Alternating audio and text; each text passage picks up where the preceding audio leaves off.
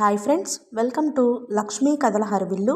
మనం ఇప్పుడు మాదిరెడ్డి సులోచన గారిచే రచింపబడిన అందగాడు అనే నవల చెప్పుకుందామండి. ఆలస్యం చేయకుండా నవల్లోకి వెళ్ళిపోదామండి. భార్యను లేపడం ఎందుకు? పని ఎక్కువ అవుతుందని భావించిన రామచంద్ర వెళ్ళి స్నానం భోజనం అన్నీ పూర్తి చేసుకుని వచ్చాడు. శ్రీ అంటూ ఆమె పక్కన మేనువాల్చబోయిన రామచంద్ర కనుబొమ్మలు ముడిపడ్డాయి. మంచినీళ్ల గ్లాసు దగ్గర చాలా రేపర్స్ పడి ఉన్నాయి. తలనొప్పికి ఇన్ని మాత్రలు వేసుకుంటుందా? అతను ఒక రేపర్ అందుకోబోతే ప్యాక్ చేసిన కాగితం దొరికింది.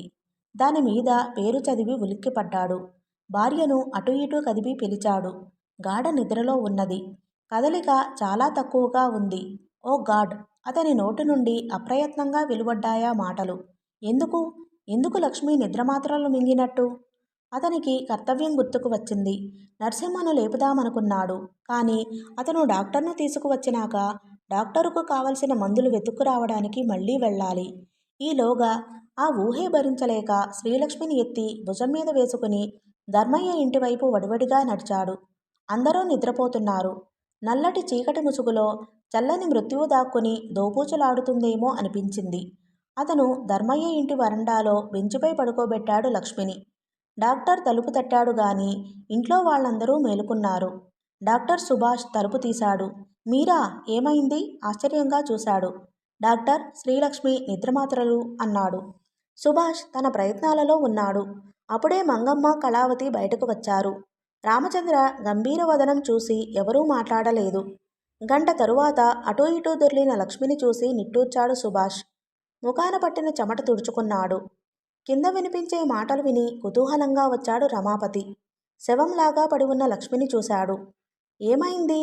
సాయంత్రం నేను వచ్చినప్పుడు బాగానే ఉంది అని నాలుక కొరుక్కున్నాడు. రామచంద్ర తీక్షణంగా చూశాడు రమాపతి వంక. అతనికి భార్య నిద్రమాత్రలు ఎందుకు మింగిందో అర్థమైంది. రామచంద్ర గారు, she is out of danger. లోపల పడుకోబెట్టండి అన్నాడు Subhash. Thank you doctor. Sorry for the trouble అన్నాడు లక్ష్మిని తీసి భుజం మీద వేసుకుని. అన్నయ్యా, ఏమిటా మొండితనం? ఇదేం పరాయిల్లా? లక్ష్మిని ఇక్కడ పడుకోబెట్టు అన్నది కళావతి. కళ, ఈ ఇంట్లో ఆమెకు స్పృహ వస్తే నిజంగా చనిపోతుంది. ఉత్సాహానికి మారుపేరులా ఉండే లక్ష్మి స్లీపింగ్ టాబ్లెట్స్ మింగిందంటే దానికి కారణం మీ ఆయన అన్నాడు 2 అడుగులు వేసి. నాకేం తెలియదు. రమాపతి తడబడపోయాడు. ఏమైందిరా? ఏమిట్రా అనర్థం? భాగ్యమ్మ ఏడుస్తోంది. రామచంద్ర తల్లిని కసురుకుని వచ్చేశాడు. లక్ష్మిని పడుకోబెట్టి ఆ పక్కనే అతను నడుం వాల్చాడు. భాగ్యమ్మ సన్నగా ఏడుస్తుంది. అతనికి తెల్లవారుజామున కునుకు పట్టింది. లక్ష్మి మూలుగు వినిపిస్తోంది. మధ్య మధ్యలో ఏదో గొణుక్కుంటోంది. అన్నయ్యా, అన్నయ్యా! కిటికీ దగ్గర పిలుపు వినిపించింది. ఉలిక్కిపడి లేచిన రామచంద్ర భార్య ముక్కు దగ్గర చెయ్యి పట్టి చూశాడు. అన్నయ్యా! అతను చటుక్కున లక్ష్మిని వదిలి తలుపు తీశాడు. కళావిహీనమైన ముఖంతో కళావతి నిలబడి ఉంది. నువ్వా కళ? రా, దారి వదిలాడు. అన్నయ్యా, అర్ధరాత్రి నువ్వు వచ్చేశాక చాలాసేపు ఆలోచించాను. మా వారు లక్ష్మిని బెదిరించి ఉంటారని అర్థమైంది. నాకు మతిపోతోంది. అతను నాకైనా చూపకుండా అనుక్షణం దాచుకునే బ్రీఫ్ కేస్ ఇది. దీన్ని తెరువు, ఫోటోలుంటాయి, కాల్చివెయ్యి అన్నది ఒగరుస్తూ. ఆమె కళ్ళల్లో కరుణకు కరిగిపోయాడు రామచంద్ర. ఆమె వెనుతిరిగింది. ఇంకా రాత్రిజాము పొద్దు ఉందేమో. తళుక్కుమంటూ ఓ ఉల్క తెగి మెరిసి మాయమైంది. రామచంద్రకది అశుభంగా కనిపించింది. అయినా ధైర్యంగా కళావతిని సాగనంపి వచ్చాడు. అతను బ్రీఫ్ కేసును బద్దలు కొట్టాడు. కళావతి ఊహించిందే నిజం. ఒకరి ఫోటోలని కాదు, వర్ణించడానికి అసభ్యంగా ఉన్న భంగిమలలో స్త్రీలున్నారు. రామచంద్ర క్షణం కళ్ళు మూసుకుని అవి తీసుకుని పెరటివైపు వెళ్ళాడు. వాటికి నిప్పు అంటిస్తుంటే ఆ వేడికి చీకటి కరిగి ప్రత్యూషం ప్రవేశించిందా అనుకున్నాడు. అతని ఇంట్లోకి వచ్చేసరికి ముఖం కడిగించి పాలు తాగిస్తున్న భాగ్యమ్మ కోడల్ని ఘాటుగానే మందలిస్తోంది. మేమెరుగం తల్లి ఈ తెగింపులు. వాడు రేపు తలెత్తుకు తిరిగేవాడా? నీకేం కష్టం వచ్చిందే? మా కాలం నాడు అత్తలు రాచి రంపాన పెట్టారు. అద్దాకలితో మార్చారు. భర్తలు తల్లిదండ్రుల మాటలకు ఎదురు చెప్పలేక నోరెత్తేవారా? నిన్నొక మాట అననిస్తాడా వాడు? ఆ గారాబమే ఇంత ముప్పు తెచ్చిందే. ఎంతో కోపం వస్తే గాని అంత గట్టిగా తల్లి అరవదని తెలుసు అతనికి. అమ్మా, ఆహారం తీసుకునేటప్పుడు ఎవరి మీద అరవవద్దన్నానా? రామచంద్ర కసురుకున్నాడు. అవున్రా నాయనా, నావే అరుపుల్లా వినిపిస్తాయి. అంతా నా కర్మ. ఆమె లేచి వెళ్ళిపోయింది. రామచంద్ర అలసటగా వెనక్కు వాలి కళ్ళు మూసుకున్నాడు. శ్రీలక్ష్మిని భర్తను చూస్తే దుఃఖం ఆగలేదు. పాలు తాగి లేచి వెళ్ళి అతని పక్కన కూర్చుని అతని గుండెల మీద తల ఆంచింది. నన్ను క్షమించండి, నన్ను అర్థం చేసుకోండి. ఆ నీచుడు నా ఫోటోలు పాంప్లెట్లుగా వేసి భార్యను తార్చి బ్రతుకుతున్నాడని అందరికీ చెబుతానన్నాడు అన్నది వెక్కుతూ. నాతో చెప్పాలని అనిపించలేదా? కోపంగా అడిగాడు. నేనంటూ లేకపోతే మీకీ బాధలుండవనుకున్నదొక్కటే ఆలోచించాను గాని మిగతా విషయాలు ఆలోచించలేదు అన్నది దీనంగా. అతను ఆమె తలపై చేయి వేశాడు. ఒక్క మాట మాట్లాడలేదు. ఏమండి, అంత పెద్ద పొరపాటును క్షమించారు, ఈ చిన్న తప్పు క్షమించలేరా అన్నది. అతని చెయ్యి బలంగా ఆమె తలను హృదయానికి హత్తుకుంది. నిజంగా నీపై చాలా కోపం వచ్చింది లక్ష్మి. ఈరోజు ఫోన్ వచ్చింది. నీతో ప్రారంభోత్సవం తమాషాగా చేయించాలని ఎన్నో ఊహించాను అన్నాడు. అతని గుండె లయబద్ధంగా కొట్టుకోవడం ఆమె విన్నది. అది అతని ఆత్మస్థైర్యాన్ని చాటుతున్నది. నిజమేనండి, నేను మీకో శుభవార్త చెప్పాలని గాలిలో తేలుతున్న సమయాన ఎత్తి నేలకు కొట్టినట్టు వచ్చాడు అన్నది. లక్ష్మి, నీ భయాలు సంకోచాలు గాలి బూడిదయ్యాయి అన్నాడు. ఆమె చటుక్కున లేచి కూర్చుంది. ఏమన్నారు? అతని వంక చూసింది. అతను లేచి ఆమెను పెరటువైపు తీసుకువెళ్ళాడు. అక్కడ ఇంకా కాలుతున్న ఫిల్ములు కాగితాలు కనిపించాయి. అతని దగ్గరున్న కాగితాలు ఫోటోలు అన్నీ కళావతి తెచ్చి ఇచ్చింది అన్నాడు. ఆమె కళ్ళు ఆనందంతో మిలమిల్లాడాయి. నిల్చోలేనట్టుగా అతని భుజం మీద వాలిపోయింది. మెల్లగా నడిపించి తీసుకువచ్చాడు. అతనికి టీ ఇచ్చింది. టీ త్రాగుతూ భార్యను పరీక్షగా సూటిగా చూశాడు. నాకేదో శుభవార్త చెబుతానన్నావు అన్నాడు. ఊహించండి చూద్దాం. కళ్ళు వాల్చి ఆగింది. అతను ఒక క్షణం ఆలోచించాడు. నీ సిగ్గు తల వంగిపోవడం చెప్పేశాయిలేవోయ్ అన్నాడు ముందుకు వంగి ఆమె నుదురు ముద్దు పెట్టుకుని. శోభకు టెలిఫోన్ చేస్తానండి అంది ముఖం మీదకి నవ్వు తెచ్చుకుని. ఇద్దరూ టెలిఫోన్ దగ్గరకు వెళ్లారు. అరగంటలో కనెక్షన్ వచ్చింది. శోభ విషయాలు విని చాలా సంతోషించింది. అన్నయ్య, నెలకు 200 పింఛన్ పంపుతున్నాను. లేకపోతే జీవితాంతం వేధించేవాడు. పత్రికలో ప్రచురిస్తానని కొన్ని పత్రికలు ఎవర్ని బజార్న పడేద్దామా అని చూస్తుంటాయి అన్నది శోభ నిట్టూర్చి. నువ్వు నిశ్చింతగా ఉండు శోభ, ఒకసారి రాకూడదు అన్నాడు రామచంద్ర. తప్పకుండా అన్నయ్య, ఇప్పుడు మాత్రం రాలేను అన్నది. పోనీ మీ అల్లుడి నామకరణోత్సవానికైనా వస్తావా అన్నాడు అల్లరిగా శ్రీలక్ష్మి వైపు చూస్తూ. Is it? వదినకివ్వు దొంగ అన్నది శోభ. లక్ష్మి ఫోన్ అందుకోగానే నిష్ఠూరాలు ఆడింది, కోప్పడింది. అబ్బ చాలే శోభ, మీ అన్నయ్య ప్రెసిడెంట్ అయిన సందర్భంలో వచ్చి అభినందించు అంది. అలాగేలే. శోభ ఫోన్ పెట్టేసింది. ఏయ్, నేను ప్రెసిడెంట్ అవుతానని అంత నమ్మకం ఏమిటి అన్నాడు బెదిరింపుగా. ఆమె నవ్వింది. మీరు పందెం కాయండి అన్నది కవ్వింపుగా. బాబోయ్, ఇప్పుడు పందెం కాయటమా? నా దగ్గర డబ్బు లేదు అన్నాడు జేబులు దులుపుతూ. శ్రీలక్ష్మికి తల తిరిగినట్టయి అలాగే అతని భుజాన్ని ఆశ్రయించి కళ్ళు మూసుకుంది. ఆ రోజే ప్రెసిడెంట్ ఎలక్షన్. అందరికీ తెలుసు రామచంద్ర గెలుస్తాడని. బయట వార్తలు విన్న రమాపతి పైకి వెళ్ళాడు. తన కర్రబీరువా తీసి తన బ్రీఫ్ కేస్ కోసం వెతికాడు. ఈ అవకాశం వినియోగించుకోకపోతే తన జీవితం ఎందుకు? వీడు తన ఆస్తికి ట్రస్టీయా? కసిగా పళ్ళు కొరికాడు. కళ, పిచ్చిముండా, పిలిస్తే పలకదు. విసుక్కుంటుండగా కళావతి వచ్చింది. నిర్లక్ష్యంగా చూసింది అతని వంక. నా బ్రీఫ్ కేస్ ఏది? నాకు చెప్పి పెట్టారా అన్నది తీక్షణంగా. ఏమిటి పొగరుగా ఉందే వ్యవహారం? బ్రీఫ్ కేస్ ఏమైందో చెప్పకపోతే నిన్ను చీరేస్తాను అన్నాడు. మీ సంపాదన తిని పొగరెక్కిందిలేండి. ఇప్పుడు నేను బ్రతికున్నానని చంపుతారా? ఎప్పుడో మానసికంగా చనిపోయాను, దైహికంగా బ్రతికి ఉన్నానేమో అన్నది నిర్లక్ష్యంగా. పిల్లలాటగా ఉందా? మీకే అన్ని పిల్లలాటలు. మీరు డబ్బు తగలేసి ధర్మాత్ముడైన నాన్న పేరు చెబుతున్నావు. అది వింటుంటే నా మనసు కాలిపోతుంది అన్నది ఆవేశంగా. జరిగిపోయినవన్నీ ఇప్పుడెందుకు? నా బ్రీఫ్ కేస్ ఏది? నీ బ్రీఫ్ కేస్ కాలి బూడిదైంది అన్నది కోపంగా. అతను కొట్టడానికి చెయ్యి ఎత్తాడు. నువ్వు భర్తవు, కానీ నన్నేం భరించి పోషించడం లేదు. అతని చెయ్యి పట్టుకుని మధ్యలోనే ఆపింది. అతను విభ్రాంతిగా చూశాడు. తను ఎటు ఆడమంటే అటు ఆడే భార్యేనా? ఆ బ్రీఫ్ కేస్లోని ఫోటోలు దగ్గర పెట్టుకుని అందర్నీ ఆడిద్దామని నువ్వనుకున్నావు. అది సాగదని చెబుతున్నాను. మా నాన్న ఏరి ఎంచుకుని తెచ్చుకున్న అల్లుడివి. అందుకే 2 పూటలా తిండి పెడుతున్నాను. మర్యాదగా ఉంటే ఇక ముందు కూడా పెడతాను అన్నది నిర్లక్ష్యంగా ఆమె. అతని నుంచి జవాబు రాకపోతే చరచరా దిగి వెళ్ళిపోయింది. రామాపతికి అందర్నీ కాల్చి చంపాలన్నంత కోపం వచ్చింది. కానీ అంత ధైర్యం లేదు. అతను శ్రీనును పిలిచాడు. మీ అమ్మతో చెప్పు నేను బెంగుళూరు వెళ్ళిపోతానని అన్నాడు. శ్రీను వెళ్ళి వచ్చి 20 రూపాయలు ఇచ్చాడు. బెంగుళూరు వెళ్ళటానికి చాలా ఇంకా డబ్బు కావాలా అడగమన్నది డాడీ అన్నాడు. రామాపతి వాడి చెంపపై ఒకటిచ్చాడు. శ్రీను ఏడవలేదు. బిక్కుబిక్కున చూశాడు తండ్రి వంక. నాతో పాటు నిన్నూ తీసుకువెళ్తున్నానని చెప్పు. మంచిది డాడీ అన్నాడు మెల్లగా. రమాపతి ఏం తోచనట్టు తిరుగుతున్నాడు. 10 నిమిషాల తర్వాత పాత ఎయిర్ బ్యాగ్లో బట్టలు పెట్టుకుని వచ్చాడు శ్రీను. మమ్మీ నన్ను వెళ్ళమంది డాడీ అన్నాడు ఉత్సాహంగా. హతాశుడైపోయాడు. ఏమిటి ధీమా? మేము ఏదో ట్రిప్పుకు అనుకుంటుందేమో. ఈసారి తనే వెళ్ళి నిజమైన ప్రయాణం గురించి చెబుతాడు. అప్పుడు అమ్మగారి ముఖం ఎలా ఉంటుందో చూడాలి. కిందకు వచ్చాడు. కళావతి సుభాష్తో ఏదో చెబుతోంది. అతను నవ్వుతున్నాడు. రమాపతిని చూసి వెళ్ళిపోయాడు. ఎవడేవాడు? మర్యాదగా మాట్లాడు డాక్టర్ గారు అన్నది అదే నిర్లక్ష్యంతో.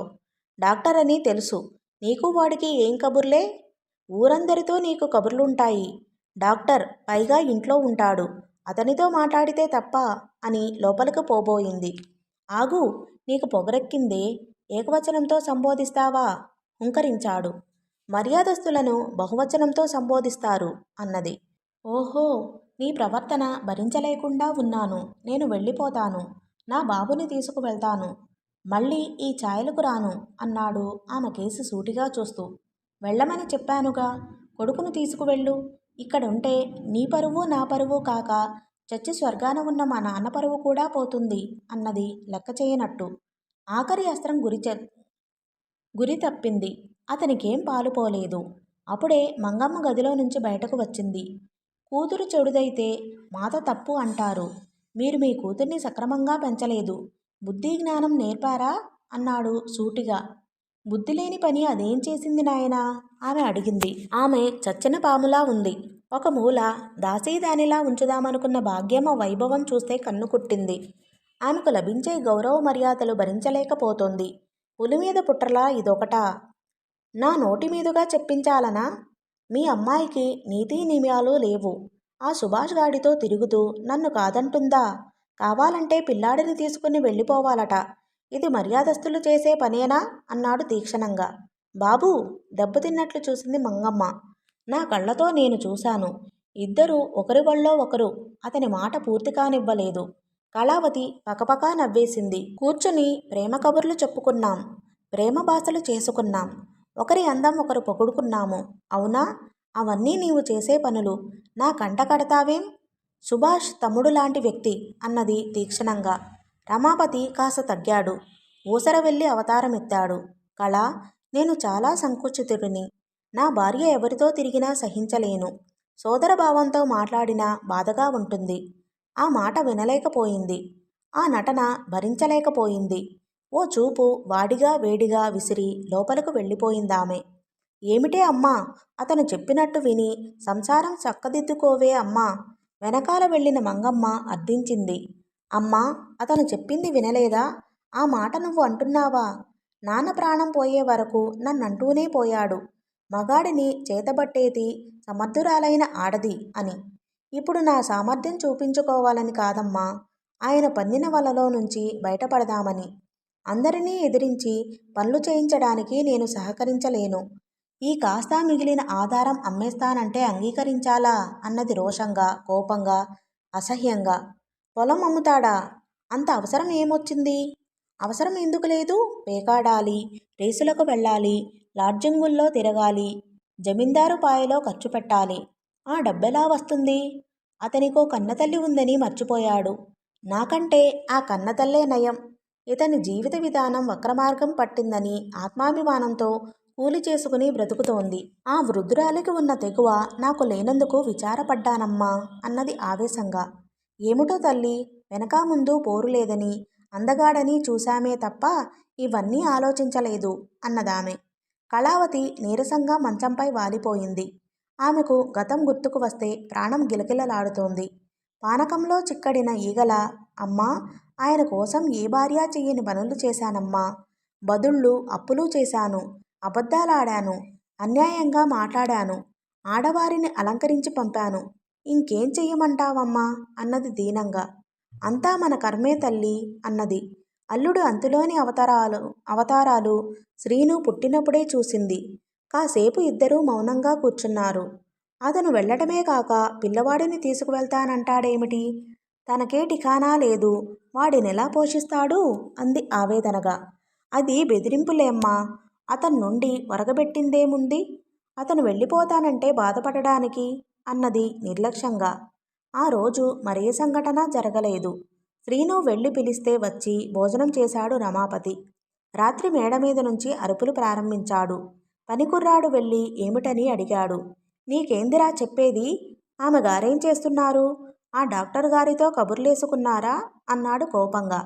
అదేందయ్యా, డాక్టరు బాబు రామచంద్ర గారింట్లో ఉన్నాడు అన్నాడు. క్రిందకు వచ్చి కళావతికి విషయం చెప్పాడు. ఆమె తల పంకించి పైకి వెళ్ళింది. గది గుమ్మంలో నిలబడి ఏమిటన్నట్లు చూసింది. మొగుడనేవాడు ఒకడున్నాడని గుర్తుందా? ఆహా!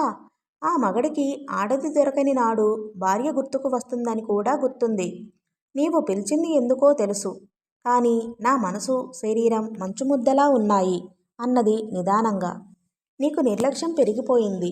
భర్తను కాదనడానికి నీకు ఎన్ని గుండెలు? అన్నాడు లేచి వచ్చి ఆమె చెయ్యి పట్టి లాగుతూ. పురుగును విదిలించినట్టు విదిలించింది. అసహ్యంగా చూసింది అతని వంక. నాకేనా నిర్లక్ష్యం పెరిగింది? ఒకనాడు వేశ్యా జీవితం గడిపాను.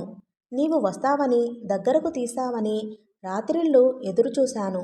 అలాగే నిద్రపోయాను. బయట గడిపి వచ్చి నీతో ఉంటున్నదే ఘనకార్యం అన్నట్టు మాట్లాడావు. అది నిర్లక్ష్యం కాదా? ప్రేమనుకోవాలా? ఏమిటా వాగుడు? మగవాడికి 1,00,000 సహవాసాలుంటాయని అర్థం చేసుకో పిచ్చిముండా అన్నాడు ఆవేశంగా. నువ్వుండగానే ముండనెలా అవుతాను? స్త్రీ అంటే మరబొమ్మ కాదని, ఆమెకి ఇష్టాయిష్టాలు ఉంటాయని గమనిస్తే సంతోషిస్తాను.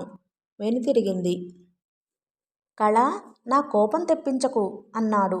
ఇప్పుడు మీకు కోపమే కాదు, ఓ ఆడదాన్ని తెచ్చుకున్నా నేనేమనుకోను అని గబగబా మెట్లు దిగి వెళ్ళింది.